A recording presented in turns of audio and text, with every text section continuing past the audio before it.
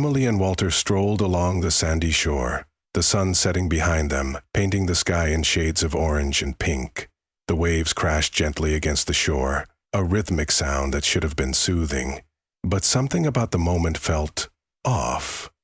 Emily laughed, her voice light, but it didn't reach her eyes. Walter smiled at her, his gaze steady, but there was something calculating in it, something poised. "I've never felt more alive," Emily said, though her words were laced with uncertainty. Walter's grip on her hand tightened slightly. "It's only the beginning," he murmured. Later, back at the villa, the air was thick with silence. Walter sat in a leather armchair, watching Emily as she stared out the window. The room felt too big for just two people, and the distance between them seemed to stretch endlessly. "I feel trapped," Emily admitted softly. Her voice broke the stillness, but Walter remained composed. "You'll get used to it," he said smoothly. That night, Emily went for a walk along the beach. The moonlight cast a silver glow over the sand, and the wind whispered through the palm trees. She felt more alone than ever. Walter was supposed to be her safety, her anchor, but instead, he felt like a shadow. She stopped near the water's edge, letting the cool waves brush over her feet. For a brief moment, she allowed herself to imagine a different life, one where she wasn't controlled, where she wasn't isolated. "I can't do this," she whispered to the ocean. The next morning, Walter called the authorities. His voice trembled as he described Emily's disappearance. "She was here," he said, his eyes searching the empty beach. "Honey, a moment she was right there, and then, nothing." The officers combed the area, their flashlights cutting through the darkness. Walter followed silently, his expression hollow. The search turned up nothing. Emily was gone. Detective Mark Reynolds arrived at the villa later that day. The air was tense as he questioned Walter. Each word he spoke was measured, probing for cracks in Walter's carefully crafted story. "What happened last night, Mr. Davidson?" Reynolds asked, his tone calm but firm. Walter hesitated, his composed exterior starting to fray. She left. I don't know where she went." Reynolds leaned in slightly. "You were the last person with her." Walter clenched his fists, but said nothing. Days turned into weeks, and the search for Emily continued. Walter's past began to surface. Friends and family spoke of his controlling behavior, his need for perfection, his strange isolation of Emily. Witnesses recalled his cold detachment, his ability to manipulate situations to his favor. Detective Reynolds gathered these pieces, painting a picture of a man desperate to keep his carefully constructed world intact. "Every lie has cracks," Reynolds said to his team one evening. "We just have to find them." And as the investigation deepened, so did the mystery. Where was Emily? Was she lost in Walter's web, or had she truly vanished into the unknown? The answers seemed just out of reach, slipping through their grasp like sand through fingers. The evening was lavish, the kind of night where the glimmering chandeliers and the hum of high society seemed to carry more weight than the people in attendance. Emily Carter, 25, stood near the grand staircase, her eyes scanning the room. She had grown up in a small town, far from the glittering lifestyle that surrounded her now. Her dress sparkled under the dim light, and yet she felt like an outsider. Her gaze landed on a man standing by the balcony, a figure whose presence seemed to command the room. Walter Davidson, wealthy, older, charismatic. "You must be Emily," he said, his voice smooth like the finest wine. "I am," she replied, her smile hesitant but polite. Walter held her gaze a moment longer than necessary, his eyes warm but calculating. "And I've been hearing quite a bit about you." Their first meeting had the air of inevitability. Over the next few weeks, Walter showered Emily with attention, gifts, and promises of a life beyond her wildest dreams. Trips to exotic locations, exclusive parties, and everything money could buy. But behind his charm lay something darker, a need to control, to dictate every move. Walter's influence grew steadily.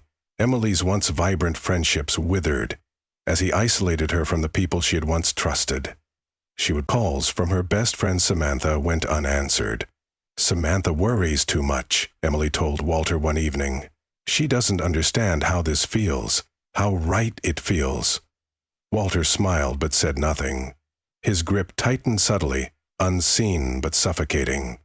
One evening, Samantha confronted Emily at a quaint cafe, the kind they used to frequent when everything was simple. "You're shutting everyone out," Samantha said, her voice laced with concern. "Walter's not the man you think he is." Emily's defenses flared.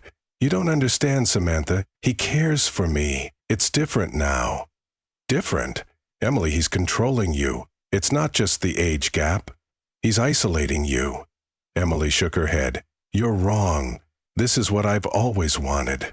A life where I don't have to worry, where I'm taken care of."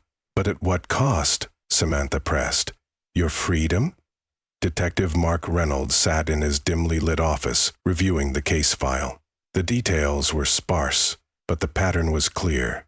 Walter Davidson's wealth and power had left a trail of manipulated lives. Reynolds spoke into his recorder, narrating the pieces that were slowly falling into place.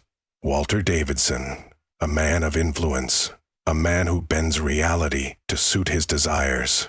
But beneath the surface, something sinister lurks. His phone buzzed, a message from his informant. "She's isolating herself more. Walter is tightening his grip." The deeper Reynolds dug, the more troubling the picture became. Friends, family, and former acquaintances began sharing unsettling stories of Walter. His desire for control, his tendency to silence dissent, his ability to erase people from his life like they never existed. One former employee said, "Walter didn't hire people. He owned them. Their lives were his puppets." Reynolds took a long sip of his coffee, the bitterness grounding him. "This ends now," he muttered. Back at the villa, Emily sat alone in the grand dining room. The chandelier above flickered ever so slightly, casting shadows across the room. Walter entered silently, his presence like a storm cloud. "You're quiet tonight," he said softly, his tone carefully controlled. Emily glanced at him, her voice brittle. "What else is there to say, Walter?" She looked away, her heart heavy. The life she once dreamed of had become a prison, and Walter held the key. Tensions crackled in the stillness. Emily's need for freedom clashed with Walter's suffocating control, creating a void between them, a chasm of unspoken emotions and unfulfilled desires. Every moment, every glance, became a battlefield of wills, a silent war waged behind closed doors. Well, Reynolds' investigation loomed over Walter's carefully constructed life, threatening to unravel the facade piece by piece. And Emily? She remained a shadow of herself, a woman longing for escape, a prisoner yearning for freedom in the gilded cage Walter had built. The luxurious mansion sat on a sprawling estate, bathed in the glow of the setting sun. Inside, the air was thick with unspoken tension. To put in words, Walter Davidson moved with calculated precision, his voice measured, his demeanor unyielding. Emily sat by the grand window, her expression distant, eyes flickering with unease. Walter's influence stretched like a web over every corner of their lives. His wealth provided him access to anything he desired, and he wielded it like a weapon. "Emily," he said one evening, his voice soft, almost gentle. "We don't need them. It's just the two of us." But Emily's world was shrinking. She could no longer pick her own clothes, visit her favorite spots, or even have a simple phone call without his approval. The once vibrant woman she had been was fading, replaced by a shadow of dependency. Samantha's voice echoed in her mind. "This isn't you, Emily. You were stronger before." But Walter's manipulation was a slow poison, subtle yet all-consuming. Emily's friends faded from her life one by one as Walter exploited her insecurities. "Why do you keep them around?" he asked one evening as they sat alone by the fireplace. "They only hold you back." His words slithered into her thoughts, and doubts began to gnaw at her. Family dinners became forced performances. Walter sat at the head of the table, dictating conversations. his gaze unwavering. Emily's parents and siblings shifted uncomfortably under his scrutiny. "I don't think Emily is happy," her sister whispered one evening after Walter had left the room. Emily's heart ached for the truth she couldn't deny. At night, when the house was silent and the walls seemed to close in, Emily would recall moments of freedom, a carefree life before Walter's presence consumed her thoughts. Emily's parents said, "We knew that." They couldn't so easily remove their heart from their psyche, and she remembered the laughter of her friends, the wild nights of adventure, and the thrill of making her own choices. Now, every decision was scrutinized, every movement guided by Walter's expectations. The contrast between her past life and the present became a haunting specter, pulling her deeper into despair. The stormy night brought tension to its peak. Emily had always sensed something was off about Walter, but tonight, small details coalesced into a chilling picture. He said he was in business, but his ventures, they don't add up, Detective Mark Reynolds said over a secure line. There's a web of lies, accounts, names, dates. None of it aligns. Every conversation with Walter now felt like a riddle with missing pieces. Memories of whispered words, veiled glances, and unexplained absences haunted her. She remembered the man who once seemed charming, but was now a stranger in his own skin. One evening, as Walter returned home, the storm outside raged with fury, and Emily confronted him. "Tell me the truth, Walter," she demanded, her voice steady but trembling. "Who are you?" Walter's composure wavered for a brief moment. "I protect what's mine," he said simply, his eyes darkening. "You're mine." Emily's breath caught in her throat. The truth was clear. The man who once seemed like a savior was now her captor, wielding his control like a noose tightening around her neck. As secrets unraveled and manipulations were exposed, the tension reached a breaking point. Walter's grip on Emily loosened, just enough for her to glimpse the possibility of freedom. "I can't do this anymore," Emily said one night, her voice resolute. "You've taken everything from me." Walter's expression darkened, his calm facade crumbling. "You're nothing without me." But Emily's strength had been building. The emotional weight, the lies, and the betrayal had forged a resolve within her. She would no longer be a pawn in his game. In the final moments, as the storm raged outside, Emily stood in the grand hall, staring at the shattered image of her life. Walter watched her, his control slipping away, replaced by a growing panic. "We both know how this ends, Emily," he whispered. "Without me, you're nothing." But Emily's gaze was steady. "Without you, I'm free." And in that moment, the walls of his empire crumbled. Secrets were laid bare, and justice began to take its course. The remote villa sat in eerie silence, its once opulent halls now echoing with the weight of betrayal. Outside, the storm raged. Thunder cracked through the sky, lightning illuminating the dark clouds. Inside, the tension hung thick in the air. Emily stood in the middle of the grand living room, her voice shaking as she faced Walter. "I need the truth," she demanded, her eyes fierce. Walter's gaze was cold, unyielding. "The truth," he repeated, his voice a low growl. "You don't understand what you're asking for." "You've controlled every part of my life," Emily continued, her voice rising. "Every decision, every thought, dictated by you. It ends tonight." Walter's face twitched, a flicker of annoyance slipping through his composed facade. The storm outside mirrored the turmoil within, lightning illuminating his grim expression. "You think you can walk away from this?" Her breath came fast, her heart pounding against her ribcage. Fear and anger wrestled within her, but desperation fueled her resolve. "I'm not afraid anymore," Emily said, her voice steady despite the storm's fury.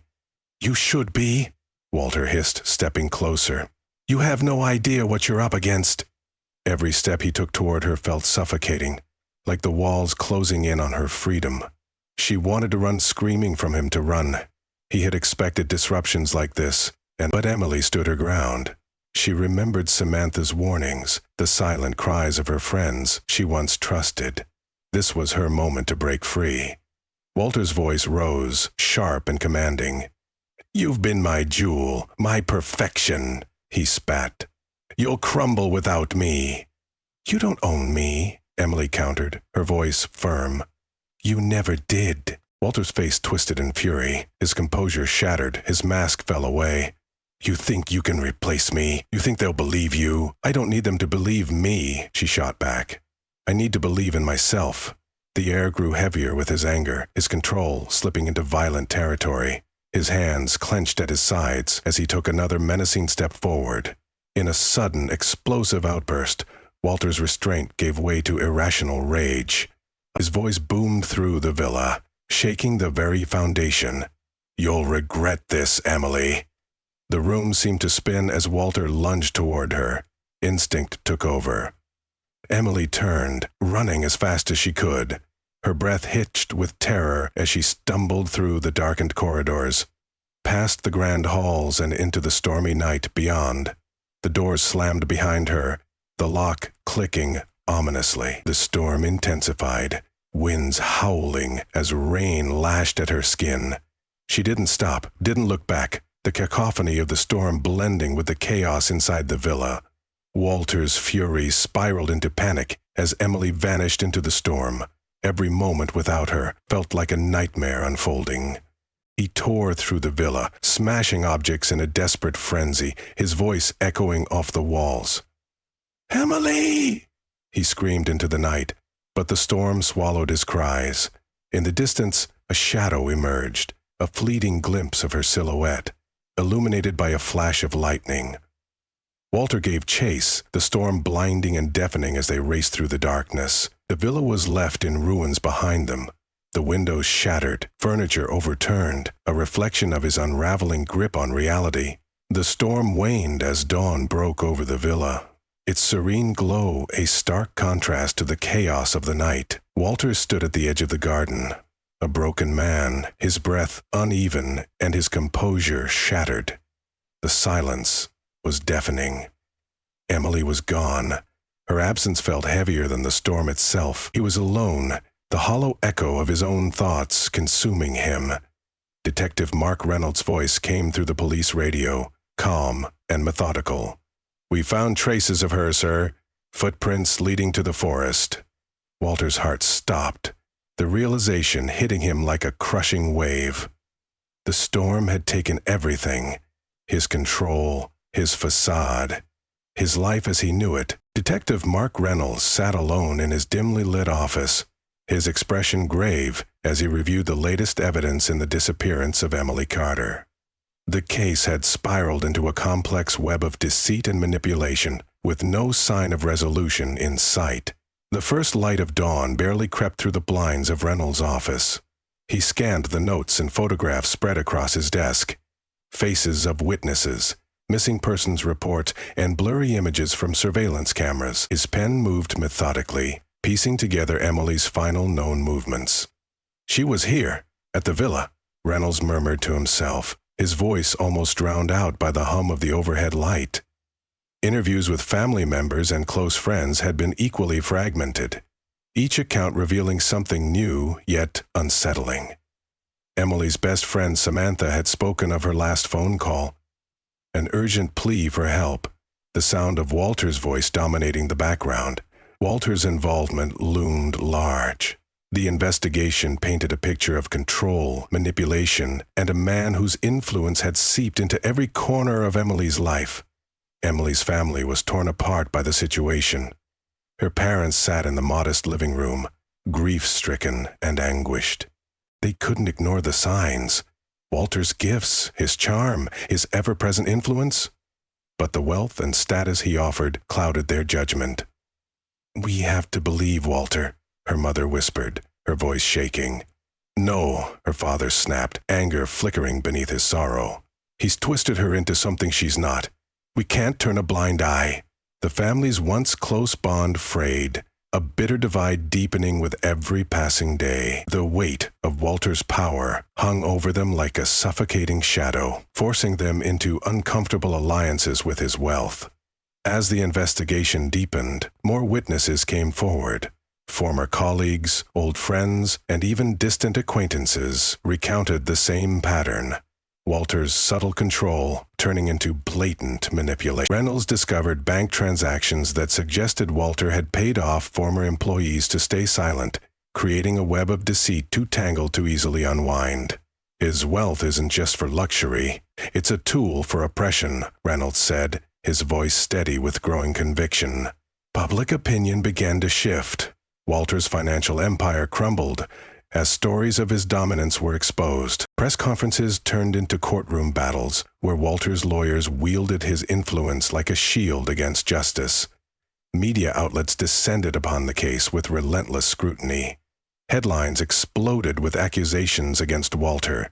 Abuse, control, manipulation. The public was polarized. "I've known Walter for years," one commentator declared on national television. "This is an unfortunate misunderstanding. Emily was unstable." "No one knows the truth but those who lived it," cried another, whose voice trembled with emotion. "Walter is a monster hiding behind a mask of charm." Society was divided. Some defended Walter's legacy, dismissing the accusations as the musings of a desperate ex-fiancé. Others rallied for justice, their voices echoing in the streets with chants demanding accountability. Despite the media frenzy, hope for Emily waned. Jesus Christ. The wilderness swallowed clues. Search parties returned empty-handed. As days turned into weeks, the reality set in. A chilling, hollow void where answers once existed. Reynolds pored over every piece of evidence, every witness statement, searching for that elusive thread that could lead to Emily. But each lead evaporated like mist in the morning sun, leaving only a heart-wrenching uncertainty. "Is she alive?" Samantha whispered in desperation, her voice barely audible above the chaos. "Or did he take her with him?" The questions haunted the investigation, unanswered and growing darker with each passing second. Months later, the legal battle reached its apex. Walter stood trial, a broken man in a finely tailored suit. The courtroom was packed with Emily's family and friends, their grief palpable, their determination unyielding. "Guilty," the jury declared. Walter's facade shattered, his carefully constructed world crumbling beneath the weight of his actions. He was sentenced to life imprisonment, a stark reminder of the cost of unchecked power and manipulation. Emily's family sat in silence as the verdict was read. No triumph, no celebration. Just a hollow sense of justice, a reflection of the irreparable damage Walter had wrought. The story didn't end with the gavel's strike. Society continued to grapple with the complexity of justice. How the truth, no matter how stark, could never undo the past. And how the aftermath of betrayal left scars that ran deep, shaping lives long after the headlines faded. The case of Emily Carter would be remembered, a haunting testament to the dangers of manipulation and the quest for truth amidst darkness. The villa stood silent, the once grand facade now shrouded in shadows. Inside, the weight of Walter's influence pressed heavily against Emily's every move. She sat by the window, staring out at the darkened landscape, her heart racing with a desperate longing for freedom that seemed impossibly distant. "Why do you keep fighting?" Walter's voice cut through the stillness, his tone calm yet commanding. "You belong to me now." Emily's fists clenched at her sides, her breath shallow. Every word, every glance from Walter chipped away at her independence.